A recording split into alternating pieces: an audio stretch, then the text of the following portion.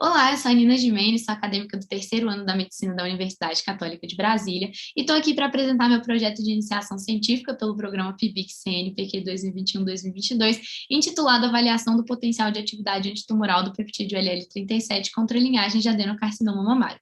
E justamente como o título do nosso projeto sugere, ele tem bases na ciência genômica, mas ele tem um grande potencial de repercussão na clínica, principalmente considerando-se a realidade brasileira do câncer de mama. Então, o câncer de mama no cenário brasileiro representa uma problemática socioeconômica, ele evidencia as diferenças socioeconômicas, isso falando principalmente da dificuldade de acesso à saúde e à informação. É uma problemática social, considerando-se o estigma que ainda ronda o câncer como um todo, e o câncer de mama, especialmente considerando-se a mastectomia, a cirurgia de retirada da mama, e é uma problemática social, então a gente pensa tanto na oneração financeira do sistema de saúde, quanto no fato de ser uma patologia muito comum ainda na população brasileira. Então, a gente precisa considerar qual que é o atendimento e qual que é o tratamento que essa população está sendo assistida. E esse tratamento, ele é justamente muito agressivo por ser inespecífico. Então, nós ainda não temos um tratamento que consiga realmente ter as células neoplásicas como alvo. A gente acaba tendo acometimento das células como um todo, do organismo como um todo, e muitos efeitos colaterais. Então, acaba sendo um tratamento que tem muitas consequências físicas, considerando esses efeitos, e o tratamento cirúrgico, e isso dentro de um paciente que já está lidando com uma realidade adversa, um paciente vulnerável que está lidando com um fator de ansiedade, que é uma doença como o câncer.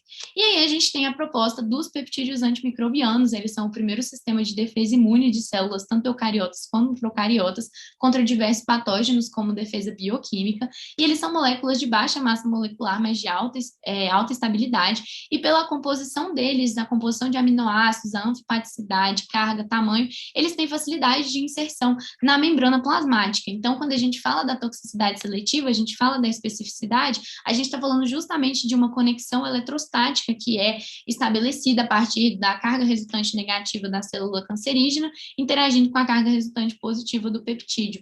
E a gente tem essa interação que consegue trazer uma alta especificidade para a interação delas.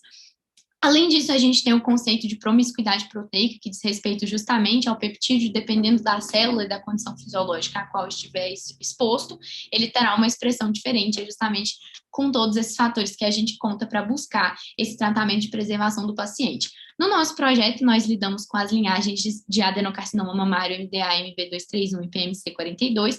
Elas foram cultivadas em meio RPMI 1640, suplementado com soro fetal bovino e mantidas na estufa. E, basicamente, na iniciação científica, nós ficamos responsáveis pela manutenção dessas células, então fazendo procedimentos como a troca de meio e a passagem, justamente para garantir a minimização dos fatores de estresse e garantir a maior fidedignidade do estabelecimento dos testes com os peptídeos.